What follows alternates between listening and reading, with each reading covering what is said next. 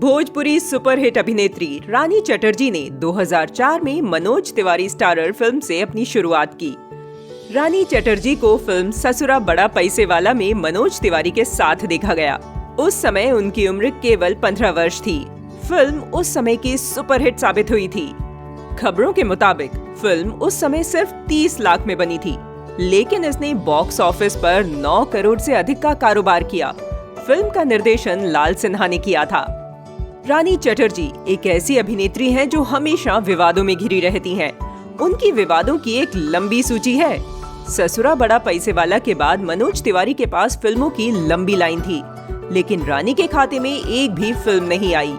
रानी चटर्जी ने इस दौरान कहा था कि कोई भी उनके साथ काम नहीं करना चाहता था।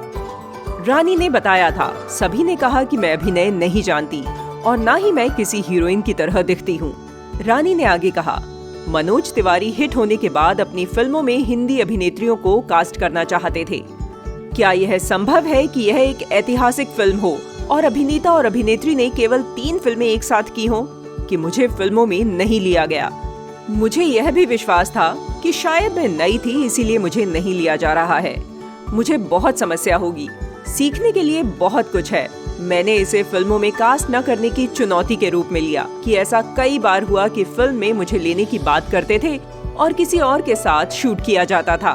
मैंने रवि किशन के साथ भी एक हिट की थी, लेकिन उन्होंने भी साथ काम किया जब मैंने अपनी पहचान बना ली थी। निरहुआ के साथ मैं एक भी फिल्म में अकेली अभिनेत्री के रूप में नहीं दिखाई दी। रानी चटर्जी को मनोज तिवारी और पवन सिंह के साथ भी जोड़ा गया था। बताया जा रहा है कि दोनों के साथ रिश्ता 3 महीने से ज्यादा समय तक नहीं चला था। रानी ने और भी हमेशा कई आरोप लगाए हैं, जैसे भोजपुरी इंडस्ट्री के लोग उनके बारे में बात करते हैं कि वह अच्छा डांस नहीं करती हैं और वो काली है।